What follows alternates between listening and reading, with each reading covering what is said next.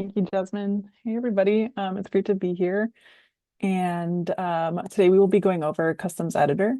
So feel free to ask any questions in the chat about Customs Editor, and Jasmine and I will go ahead and tackle those questions as we go along. Let me share my screen here real quick. Okay, can everybody see that? Yes. Okay, perfect. So Customs Editor is on the back end of Filevine under Advanced. So only like org admins will have access to this. So front end users won't have access to this unless they're an org admin. Um, and Customs Editor allows us to edit what end users see in a project template. So like each section here, the vitals, the phases here that we set up, as well as the docs section and the treat folder. Oh, okay, sorry. I was just reading what Jasmine was saying. Um, all right, so this is Customs Editor. We are in Customs Editor under Advanced, and if you have multiple orgs in your Filevine, you'll have to select the specific org you would like to edit the project template in, and then select your project template. We have a bunch here of Vineskills, so that's why there's a ton here. And then here you'll see there are different tabs here for editing sections, editing the vitals, editing phases, as well as the tree folder. So I'll kind of walk you guys through how each of these are set up. So I'm just using our personal injury setup project template as the example here. All right. So there are two different types of sections.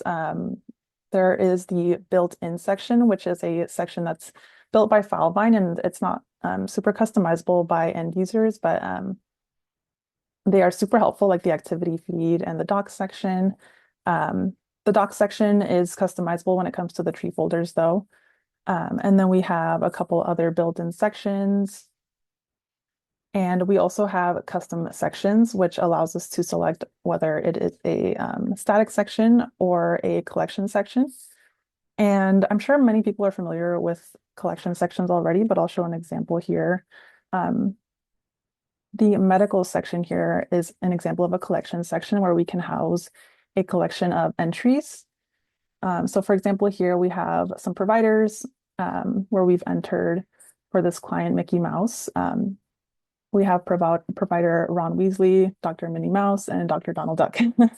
And we can also store individual information here for each of those providers as we click into it. And then once you make updates here, you can save them here and close them out. So that is the collection section.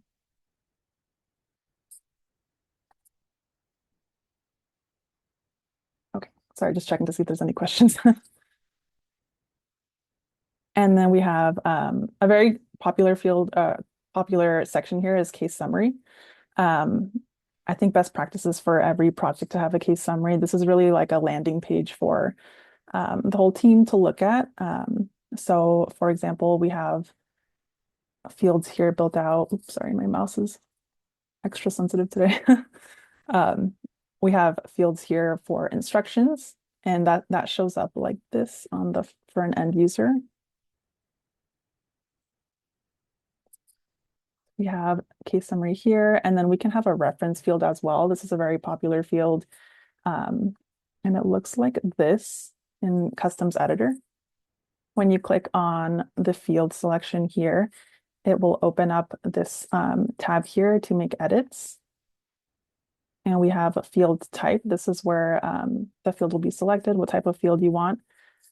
And then here, since it's a reference field, this will pop up and it will ask you what type of reference field you want added. And reference fields can pull data from static sections as well as collection sections, but they are limited for data getting pulled from collection sections. Usually it's like aggregate data, such as like medical totals or the lowest amount or highest amount. If it's a date, it can be the earliest date or latest date. And then for amounts also, I believe you can do averages. So here we have incident date as a reference field, and it appears like this for an end user. This little squiggly arrow here will tell you where it's getting pulled from, so you can click on that and it will show you. And I think best practice too when you're making edits in the customs editor is to have the actual like end user view of a project available as you're making changes to make sure it's appearing the way you want as you're building it.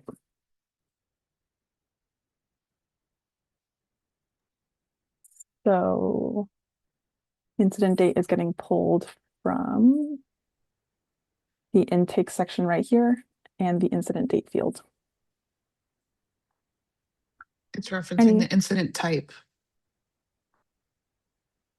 But yeah, same section. Sorry. Incident type, yes. You're totally good. And just to note on reference fields, you can only edit from the main source. You're not going to be able to edit from the actual reference fields. If Drea tries to click in there, the dropdown won't appear or anything like that. It simply pulls whatever data you have in the location that you're referencing from into this other location for visibility. Thank you, Jasmine. So yes, thanks for the correction. This is incident type, and then it was referring to this field right here. All right. Let us know if you have any questions on that. I know reference fields are pretty popular, so and they're fairly new too, so it's nice to like add them in. Even if your project template hasn't been updated in a while, I think reference fields would be a great addition. And then we have subsection header. So this shows up right here, and it also breaks down each of the subsections so that you can click and it will take you directly to those subsections, which is super convenient for end users. And then I also wanted to go over some widgets. So there are a bunch of different widget options. Most of these are buttons. I think the only two that don't necessarily show up as buttons are the subsection header and the instructions. But the rest of these are pretty much buttons that allow you to do something such as generating a docgen template or a outlaw template or report fusion templates. And here we'll start off with the action button. Once you click action button for widget type, there's a few different drop-down options for action button type. There is a link button. This is super helpful too if you want to add like a link under case summary to guide the team on where to go to request a police report or something like that. You can create a field for that and link that there. And all the team has to do is just click on the button. And then we have a send email button. This is super helpful as well because you can also add merge field codes here. So for example, if you want to have a template for an email that is regularly sent out to a client, you can add the client's email here with a merge code. And then you can also make the subject line here, add the code for like client name. Like that. And merge codes are like allowed to be dynamic so that with whichever project that you're in, it'll pull in that data. Drea clearly does a lot of coding in Filevine. She knows some of them off the top of her head, but if you all don't know them, there's a list that you can pull from. So don't feel like you have to memorize the list. It's that available replacement field link that you see just above the to addressee. One note with these replacement fields. They do change depending on which section that you're in. So case summary is a static section. You can pull in data from any static section. Things like your medicals, your insurance, your liens, those collection sections. Well, those are the codes that usually change per section. So you should just get in the habit of pulling a new list with each section that you're in or each new button that you create. Just pull a new field list so that you know that the fields that you have available are actually accurate and will work. Perfect. Thanks, Jasmine. So yeah, you can click into those options here and it will take you to a list of merge field codes. This is super helpful. And you can also click Control F, and then you can just search as needed for certain information. So if you want client information, type in client, and it will take you to all of the options here where there will be a code for the client. And obviously you can see that there's a ton of options. So the more you get familiar with this, the easier it'll get to find certain information. Like I know that merge field codes will usually reference like full name. So it's easier for me to find like a contact with the full name added towards the end of that. Drea, there's a couple of questions. I'm going to do the one related to this first, and then once you're done with the action buttons, we can go back to the conditional logic one. But for replacement fields for email addresses, if a field is non-existent, does that cause any errors? For instance, if we had a replacement code for first attorney and second attorney, but there's no second attorney, would that populate an error or just be blank? So if there's a merge code field that no longer exists and it is built into a docgen, that will cause an error. So you will want to make sure that that is updated in your docgen templates. If the field is still there though, and you add it in, so like email to, and you just don't have anything listed in email to, it will just populate blank. Drea is referring to if you actually remove the field from customs editor so that you can no longer like add data into it, that will cause an error. If you update the like field selector, widget selector, that could also cause an error if it no longer exists. But if you simply just don't have data listed in there and you've used it as a replacement code, it will just show up as a blank. And Drea, is there a way to force specific text to display if a field is broken? I don't really know what that means. What do you mean by broken? If you could clarify, that would be great, Nicole.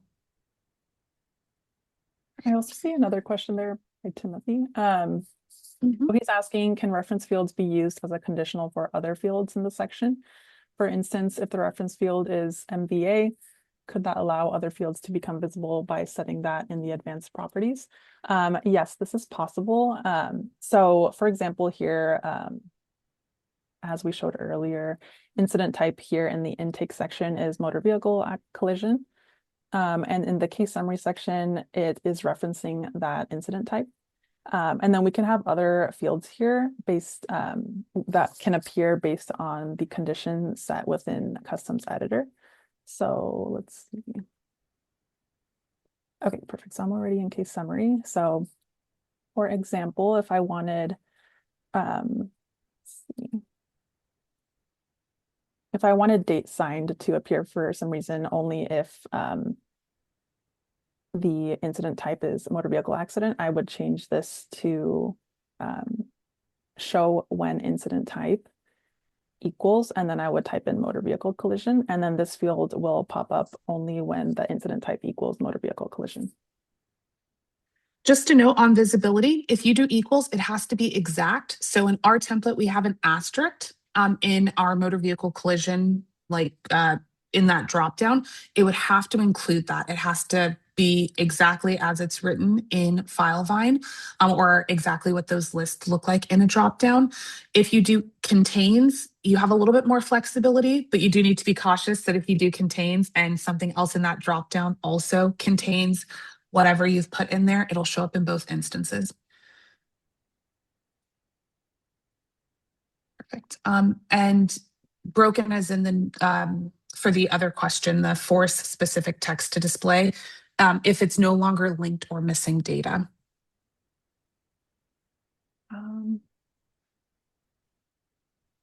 I think the only way to do something like that would be if you were doing like a fusion or something with Excel, because then you could use Excel's capabilities to kind of give you, you know, red in this field or something along those lines. If it's Filevine, right, and you're like, you've uploaded a template and then you remove data, the template will usually give you an error. It'll say, hey, this code doesn't exist, or hey, there's an issue here, so that you can go in and correct it.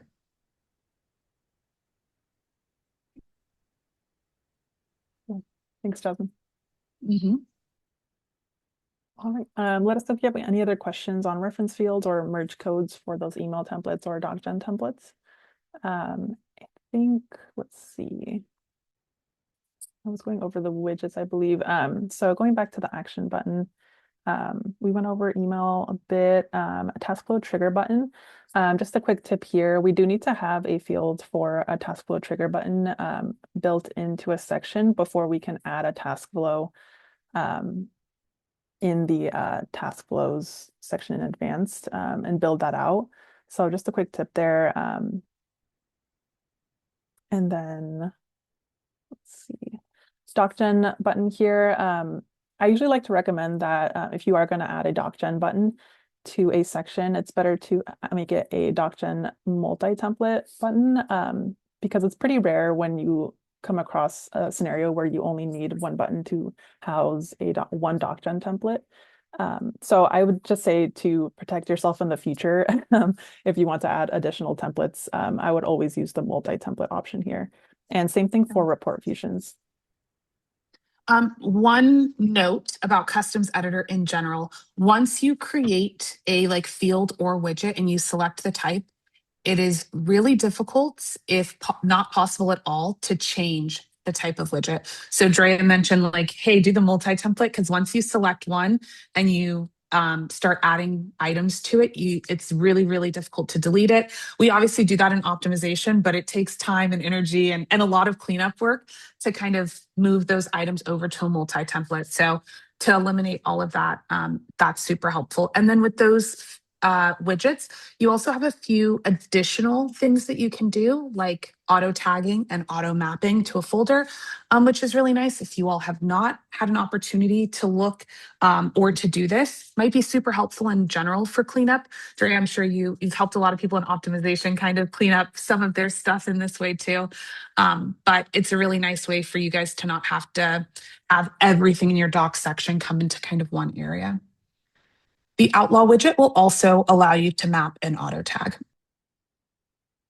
Yeah, thank you, Jasmine. I think that's a great point out. I do like, even if you're not sure if you want a certain widget to house all templates that are generated in a certain folder, but you would still like to avoid that those templates get generated and just get housed under the general folder, you could create, I had a client who created a folder just for drafts. And then we just had all of the docgens get automatically saved to that drafts folder. So that kind of keeps your general folder structure very like nice and tidy. And then you can also auto tag, like for example, if we want to add a DocGen multi-template for intake documents, you can add a hashtag for intake here. And it looks like we already have one here for intake documents, so you could add that there as needed. And then just to also go over the placing of a field within a section. It's kind of like an Excel sheet where this allows you to select what row you want it to appear in. And the order in the row is basically like the column in an Excel to give you a good idea of how that looks. And then also you can mark fields as locked or obsolete. If you mark a field as obsolete, it doesn't delete the field completely, but it basically makes the field disappear if there's no data in it. If there is data in it from previous cases that you worked on, it will still be appearing in the project.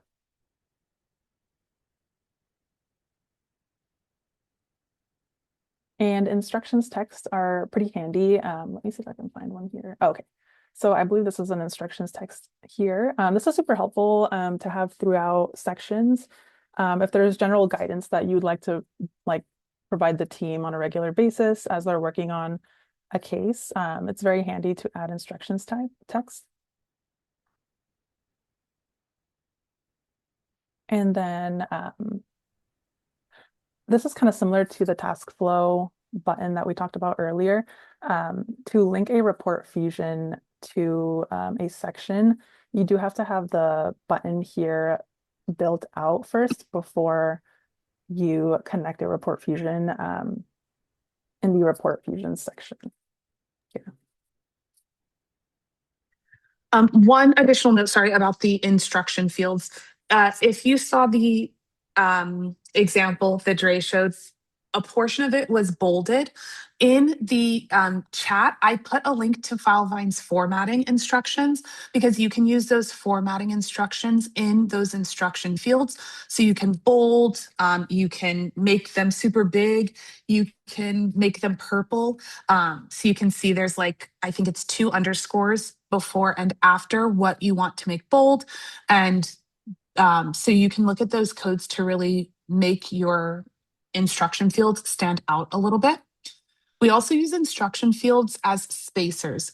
So although you won't necessarily see them on the front end, it creates an invisible like item in a column to kind of beautify your Filevine and to make sure that things align a little bit better so that your eyes are not tracking throughout the page, right? You can kind of see everything in a nice format. There's another question, Dre. I'm going to go ahead and read it for you.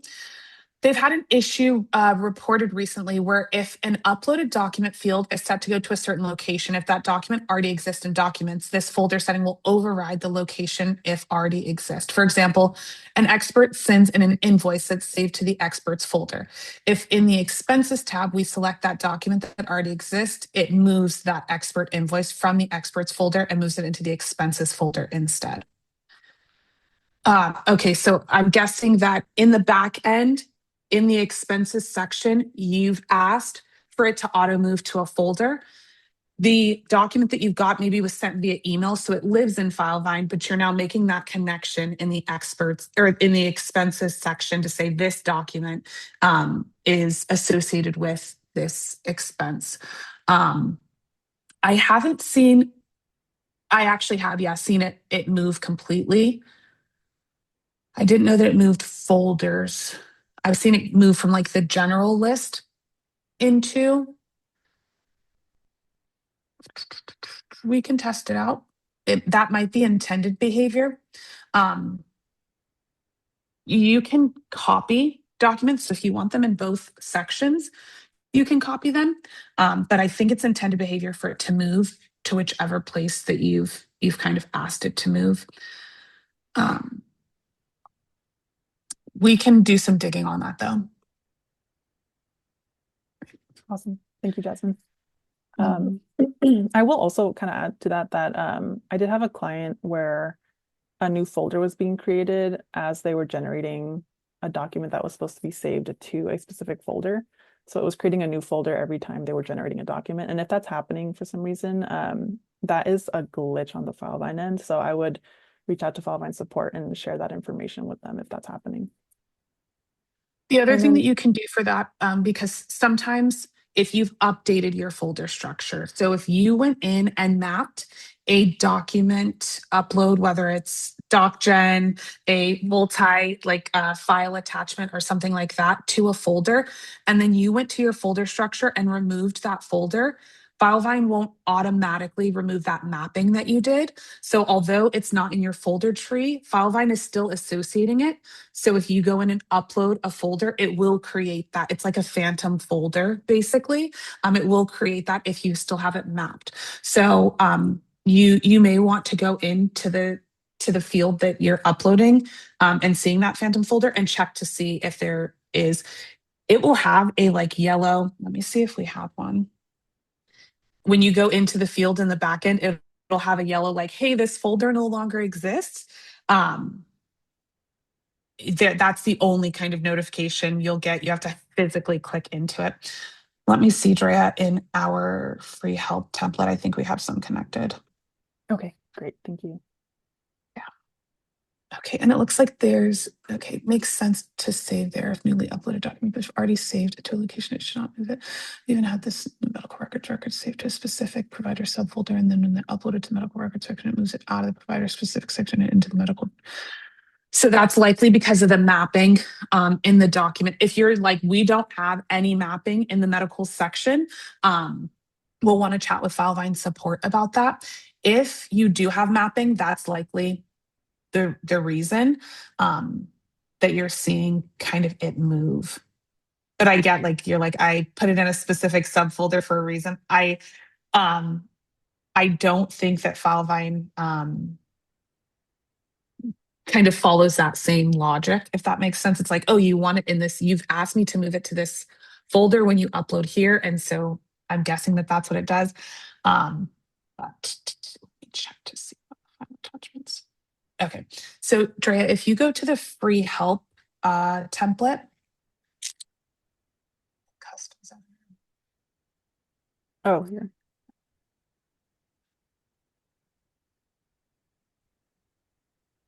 it's like ZZ, it's towards the bottom. Oh, okay.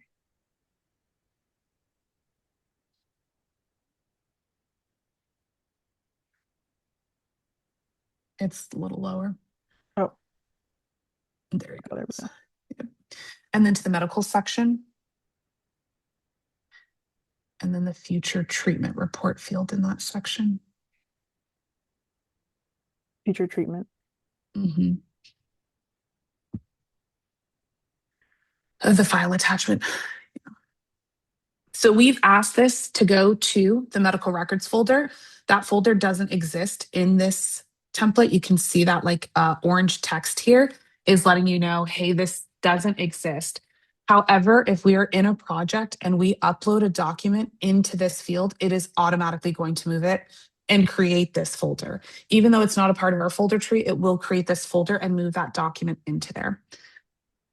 Sarah, for your question, because again, I think that that's intended in Filevine, I would recommend sharing your feedback with Filevine because maybe you want it in two different locations. You don't want it to just override and you don't want to have to do the work of going in and saying, copy this to this folder. You can, in the question mark here, you can provide some feedback to Filevine. There's an option that says share your feedback. I'm sure you're probably not the only person that's wanting kind of that feature or wanting that capability. And so you can search to see if somebody else has requested it. If not, you can put in that request. Filevine does kind of look at that list of items to see what its users want to see, and that's how it makes updates and adjustments to the system. So that might be a really good place to give that feedback because from what I know, it that's intended behavior. Drea, I don't know if you've seen anything different. No, I actually haven't seen that. So, yeah, thanks for explaining that. Yeah, right. No other questions for now, so you can get back. Sorry. No worries. Let me go back to the one I was using. Okay, so kind of going back to the instructions text that Jasmine was explaining. So, like here, for example, is the instructions text that we use to just kind of space out fields here in case summary. Let me see, which one did I click? Okay, so this one, you see here how it incident type is here under 4,0, and then there's two spacers under 4.1 and 4.2. And that allows incident type to be pushed more towards the left and be aligned with all of the other fields here. If we did not have those spacers, then this field could potentially show up all the way over here and take up this whole area. And to do fields like instructions with spacers, you just have to fill out the widget name and then you can leave instructions text blank and then just select where you want it to appear. We usually recommend about 3 things on a row. Any more than that, it starts to get a little bit squished. And certain fields, or like even widgets, don't do well with a ton of other things on there. So like if you scroll down just a little bit, Dre, you'll see that there is a statute of limitations. That's a deadline with reminders field. It's going to have a due and a done date. We have just 2 items on that row, the statute of limitations date and the instruction fields. And you can see that the done date is already a little bit squished, even though we only have 2 items on there. If you collapse your vitals, it gets a little bit bigger. But if we would have had something else on this row, that statute of limitations starts to get really tiny and then you can't read your data. So there are certain fields that two max or even one on a row is sufficient.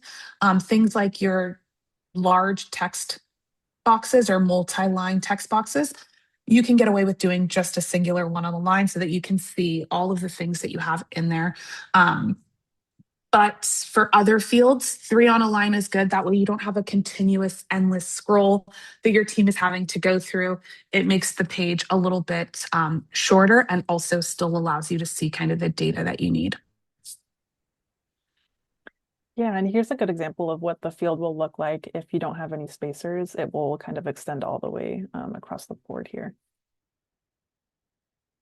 And then I'm assuming there's either spacers next to this one or there's potentially like hidden fields there that may be conditional that pop up depending on what we click here. All right, I think I'll move on to vitals.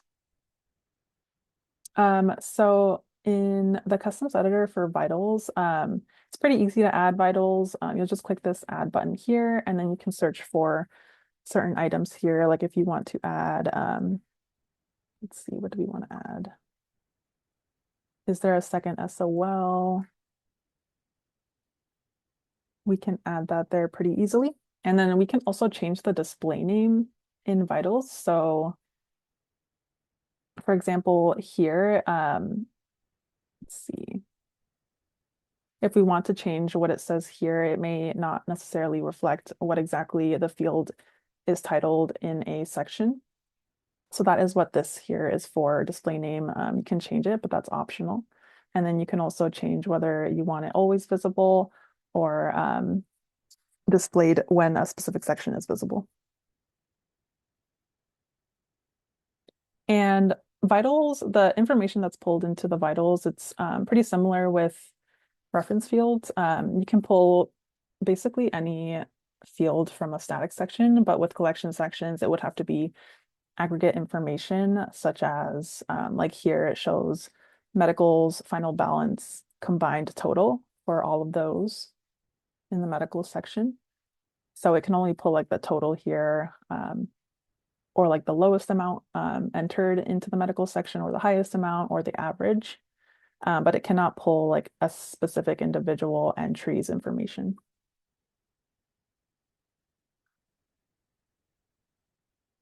And then, oh, sorry. No, no, I Oh, was just going sorry. to say you have the ability to add up to 100 options on this list. Each user will be able to choose which 15 that they see. Yeah, that was I think announced like about a year and a half ago. So it's awesome that they increased the limit for vitals. Yeah, and the ability to for each person to kind of pick and choose because paralegals' interests are not necessarily the same as an attorney's, or even if you have like accountants or folks requesting medical records, you all kind of want to know a little bit different items on there. And so you can just say, hey, I don't want to see this, or you can move them around and rearrange them, which is really nice. And again, up to 100 options on that list. I don't, I haven't seen anybody. Andrea, you work with more optimization folks, so you might have seen folks hit that 100 kind of mark. But yeah, you have some options there, which is nice. Yeah, and always remember to click save when you're making any changes there. Okay, awesome. And then to see the vitals, you can either click this button here or view it at the top. It really is personal preference there. Drea, a question came in. Where can I check whether deadline notifications are enabled or disabled in the feed, specifically the deadline countdown in the feed? I'm receiving the other notifications, but the deadline ones don't seem to be coming through. So in the activity feed, you'll get reminders based off of deadline with reminder fields, deadline chains, and also ad hoc deadlines. If you have those sections enabled, the deadline chains and ad hoc deadlines are built in sections. For the deadline with reminder fields, you have to attach or associate a reminder schedule with that deadline field in order to be notified in your activity feed about it. Yeah. So there's a And actually, you'll probably want to, if you have not done this at all before, you'll want to go to reminder schedules first. So instead of going into customs editor, you'll want to go into the reminder schedules section. We already have some built out, but you can go into that section to create additional or to create reminders. This is going to be how frequently you're notified that a deadline is approaching. So you can see we have a ton in our sandbox. You can add as many as you need. You can also adjust your org default. So our org default, or the standard org default, starts 180 days before a deadline, goes all the way up to 180 days after a deadline. You can say, hey, we don't need reminders after the deadline is approaching.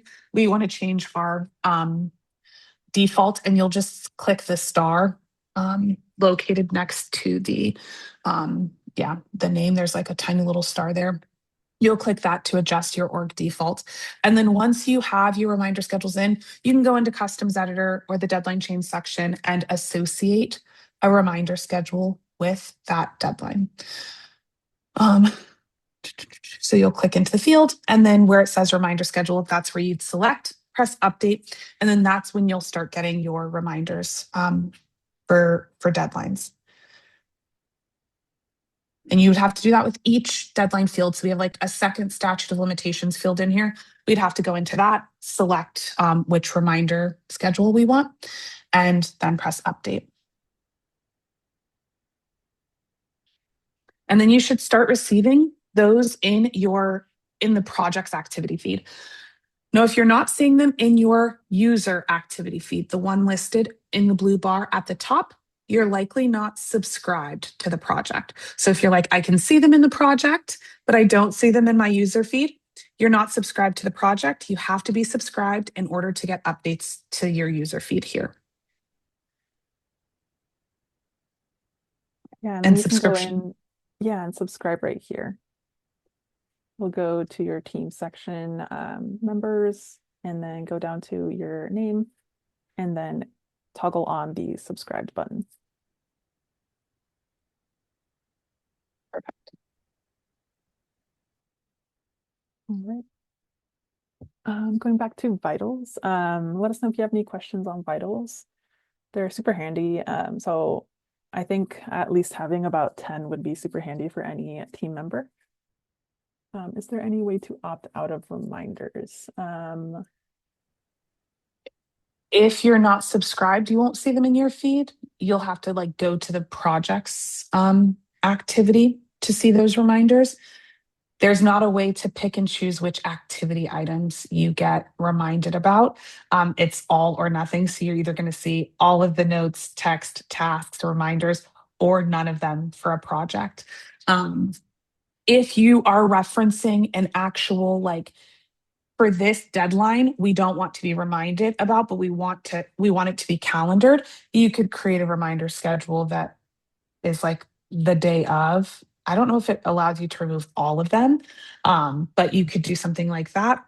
Or if you're using deadline chains and you have a deadline that is calculating other dates, like your incident date is calculating your statute of limitations for you, as long as you put a done date in, you're not going to get reminders for that deadline. The done date signifies done or completed, signifies to the system that you no longer need reminders and you don't need it calendared anymore. Yeah, and I think just to add to what Jasmine said, I think it's very important to have like be very intentional about how you want your reminder schedule to be structured. Like for example, the default reminder schedule that we have here, this comes, I think, automatically with the Filevine setup. So I don't think I know anybody that actually uses this whole reminder schedule that provides like a million different reminders. So feel free to go in and like customize those, or we can help you guys customize these to be more intentional, such as this one here that only provides a reminder 30 days beforehand, 60 days beforehand, and 90 days beforehand. And I'll go ahead and move on to the phases. This one's pretty simple. I would, to create a new phase, you just click this new button over here and type in your phase name that you want it to be titled. And then you can also toggle this on, so only show this phase when a specific section is visible. And then it's also validation option here. And then you can add validation requirements text here. And then if you want the validation to be overwritten, or if you want it to be allowed to be overridden, you can toggle this on and then click save. And then I would also suggest being very intentional about phases. This will be like a high level overview of where a case is at. We don't want to, I don't think we would encourage like creating a bunch of different like phase types. It's really only helpful to everybody on a team when it kind of provides that high level overview on where a case is at. And then you can also add a reference field for a phase as well, or other fields to have like conditionalities based on. And you usually only want phases that are like kind of steps, not two things that happen at the same time because you can't be in two phases at once. So keep that in mind. For those of you that don't have lead docket, you might want to add a phase that's like potential new client or something along those lines. What I have seen from other folks that I've worked with in regards to phases, because once you move to archived, the case is closed, you won't see it. You'll be able to still reference it if need be, but there's no way of indicating these kind of options down here. Once you moved into archived, it's not going to say, oh, the phase just before this was fired or subbed out. So you may want to track those in sections inside maybe your case summary or something like that, final resolution or final case outcome or something along those lines that allow you to indicate some of these options that once you archive are no longer visible. Awesome. Thanks, Jasmine. And there's a question about phases. So for phases, do you have anything in the training materials that maybe provides a list of common phases? We're new and trying to build this out, but we're struggling with this idea. We're an in-house counsel making things a bit more difficult. So Yeah. Go ahead, Dre. Sorry. Oh, I was just gonna say we do with like all of our combined experience here at Vineskills, we have come up with different suggestions for what's best practice when it comes to phases based on what kind of law practice area you practice in. Like for example, I'm in the personal injury template, so these would be applicable to personal injury. I'm not sure exactly what practice you're in, but we do have like other recommendations for like insurance defense. A lot of them would be, oh, sorry, go ahead. They're in-house counsel. Yeah, so a lot of them would be transferable, like these would, I think like litigation obviously would apply to many different practices. Same for discovery. Some tip there with like phases, I wouldn't create a phase that wouldn't necessarily be applicable across the board for all types of like where a case is at.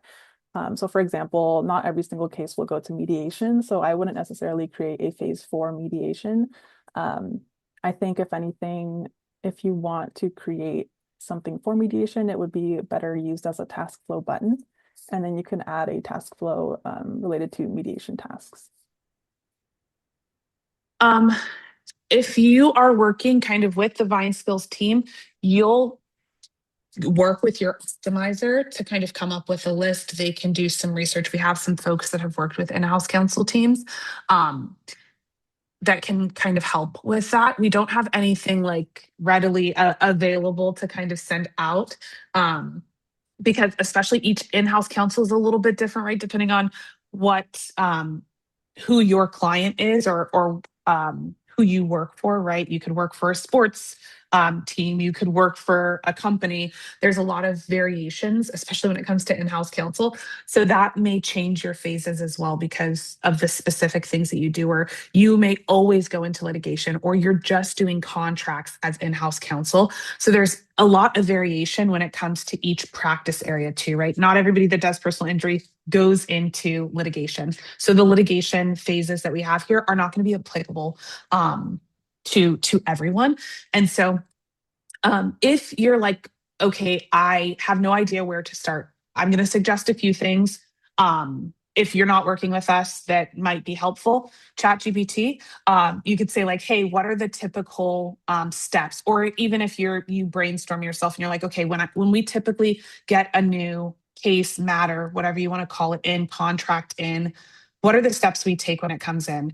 We, you know, gather initial information. Maybe that's a phase. That's would be like akin to our file setup phase. You can also crowdsource. So if you're like, I need to talk to other folks that are in-house counsel firms that are using Filevine, there's a Filevine user Facebook group that is usually really active. Folks are usually pretty good about discussing items in there and giving tips and tricks. So if you're not planning on working with us and you're like, I need to be able to like chat with people about stuff like this, that might be a really great starting point for you. And kind of go from there. I don't, yeah, we don't really have a set list for in-house counsel that we could show you or send over at this point. Okay, Drea, how do we delete a phase that's no longer used or no longer needed?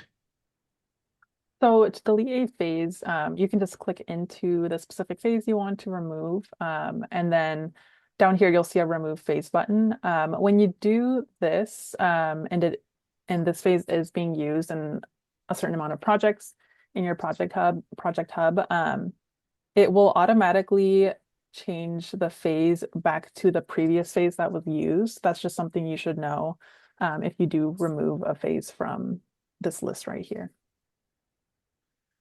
These phases are tied to your task flows. So if you remove a phase from here, it will remove all of the tasks associated with that phase as well.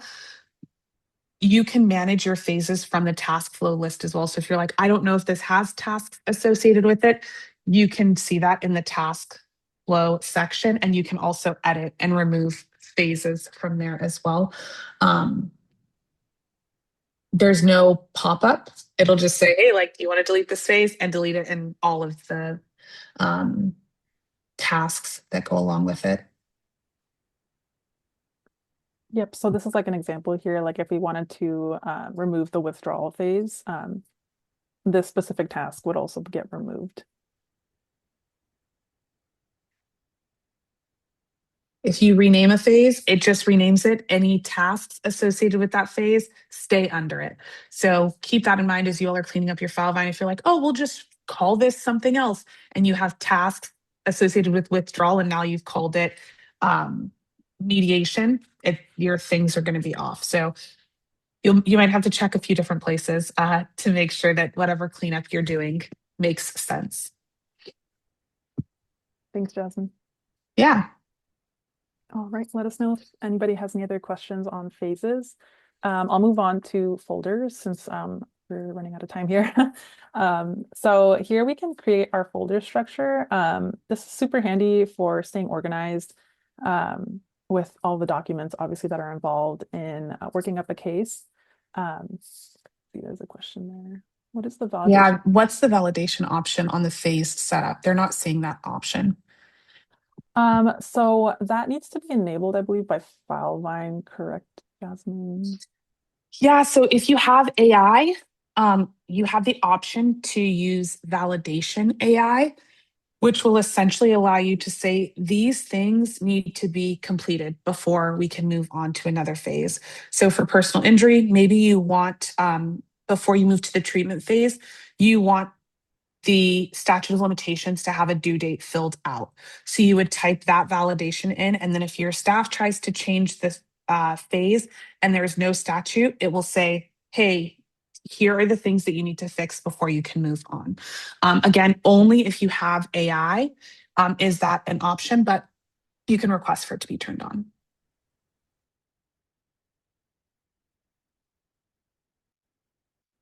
All right, and then going back to folders. So any changes that are made to the folders section. Oh, wait, we got another question. Okay. So any changes that we make here to the folder structure, it will only apply it to any new projects made moving forward. Also, if you delete any folders here that you no longer want to have in folder structures, in projects moving forward. It won't remove those folders with any projects that have already been created. So that's something to be aware of. You can also add replacement fields here, similar to what we discussed earlier on the email templates and docgens. If you want to, let's see, have a folder here that says settlement for, and then you can add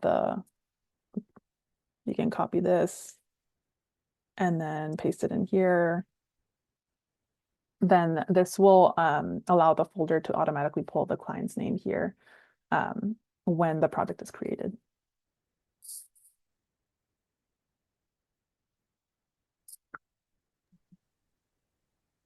And then you can also create, oh, sorry, go ahead. Sorry, go ahead. I was just gonna say you can also create subfolders, which can be handy for like litigation if you want to have subfolders for pleadings versus for in discovery or experts. You can add subfolders for all those options. Keep in mind your folders are not retroactive. So this folder structure, if Drea had added that for client name update to the title and press save, that would only reflect on cases created after she pressed save. It will not go back and add that to any folders that have already been created. There's a question. If our folder structure on the network drive matches the folder structure in Filevine, can we just drag and drop all of the docs will land in their respective folders in Filevine? No, what I would recommend if you're dragging and dropping documents and you have not set up your folder structure, drag and drop all of your documents first, because you can drag the entire root folder over into Filevine, and that will include all of the subfolders and all of the documents in those folders. If you already have a folder structure and you drag and drop the root folder, it will duplicate folder names. Okay. We have a button to add documents to our medical records section, but right now it adds the documents to the main portion of the folder. If I change the button to add these documents to the medical records folder and there's not a medical records folder, will it add the medical records folder or will it add it to the main folder? I believe it will create a medical records folder from what I've seen. Jasmine, have you seen anything else besides that occur? So you have to have it built out in here. So like we have a medical folder. If we mapped that to the button and then deleted this folder, it would still add that folder when you added documents. It was similar to that mapping that I talked about earlier. If you don't have it already in your folder structure, there won't be a way for you to say, hey, it needs to go to this folder. Filevine has to be able to reference that folder in order to push it over into there. Same thing if you're using okay, and maybe this is maybe closer to what you're asking. If you update this, right? Maybe we want this to say medical records and we update that folder and then we remap it, it will create that new folder for you. So there is a way to get new folders added into previous projects through uploads or mass updates, things like that, which we can totally do an optimization for you all if that's something that you're interested in. But yes, that it is possible if that's the route that you were talking. Right. And then one other note about the folders, you do have the option to protect folders. This is a newer feature in Filevine that allows you to say any documents in this folder, you have to have specific permissions to be able to view. If it's protected and you don't have permissions, they won't even know that that folder exists. So if you have things like invoices, maybe you don't want everybody to see, right? Because it has rates on there or something, you could protect those within a folder.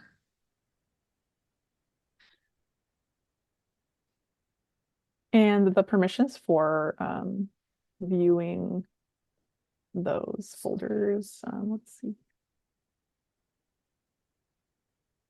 It would be right here. So under teams, you'd select your team, and then you can either select if you want this user to be able to see protected folders or if it's going to be hidden for this user. Sections are also possible. They're right next to the protected folders, so you can change the visibility. And then in customs editor, in those sections that Drea showed at the very beginning, where you can add fields and widgets, you can say, I don't want people being able to edit data in here. or I don't want them to see it, or they can view it. So you do have the option with sections as well. Built-in sections don't usually have that capability, but just below section type, right before you get to adding your fields and widgets, you have the ability to toggle on protected section. And that's where the system will then indicate, great, this is a section that either people need to have some level of permission to kind of view and or edit. Again, I think it's only with custom sections, so static or collection, not built-in sections. Yeah, I think the same thing. Like this one's a built-in section. Yeah, and there's no option to. That's new, that document folders thing. I've never seen that. I don't know what that is. Oh, so Oh, looks like that's pretty cool. yeah, you can select which folder you want invoices to get saved to, leads invoices to get saved to, expenses, and flat fees now. Always pushing new. I'm in customs editor all the time. They're always updating new things in the system. So if you want to be kind of at the forefront, or at least to know, there is in the question mark that I kind of mentioned earlier for sharing your feedback, there's announcements. So it tells you what's new in Filevine. There's 15 things since the last time we checked that are new. This is also where you can go to get on the list for beta. So Filevine tests stuff out before they release it to everyone. So if you're like, we love to be at the forefront of all the new things, you can join beta releases. You don't have to join them all, but you can select there and press join. They'll turn it on in your org. They may ask for like, hey, how's this working? Things like that. You can provide your feedback, which is really, really nice. How do you copy a section to another Filevine template? So you can download a section. So you'll click this, you'll see this little like icon here. And it will bring up a file type as a file FVST. And then once you click download, it will be saved to your computer.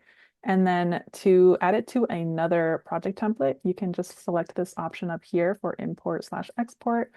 And then you'll select import section into whatever project template you currently have opened. And customs editor doesn't always come with that import export. It is an additional like line item of permissions that you have to have. So if you're like, I'm not seeing it, it's likely that you don't have permission to do that. Perfect. Okay, we are. Oh, can you format a date as no period or dashes and return the results in a custom editor field? If you did that, it would need to be like an open text field, which then provides, right, some opportunities for folks to type in things other than a date. They could type in letters and other things like that. The standard date fields are month dash and month as in 0302 whatever dash date dash year. There's not, you might be able to format it in your documents. You can change formatting. At the very bottom of the replacement field list that we saw earlier, there's some string modifiers. So you might be able to adjust it there. You can pull individual codes. So you can say, I just want the year, just want the day, just want the, month or whatever, and pull out that way. But usually however it's written in Filevine is how it's going to come into your document unless you make that update or change. Okay, perfect. I know we are over time. Thank you so much, Dre, for all of your wonderful knowledge. Hopefully you all learned something. Thank you all for joining us. If you haven't yet subscribed to our YouTube channel, definitely do that. We post a ton of really great videos and great content. Hopefully we will see you all for a future free help session. And again, Dre, thanks so much. Thanks, everybody. Thanks Have for a good having me. one. Bye. Bye-bye.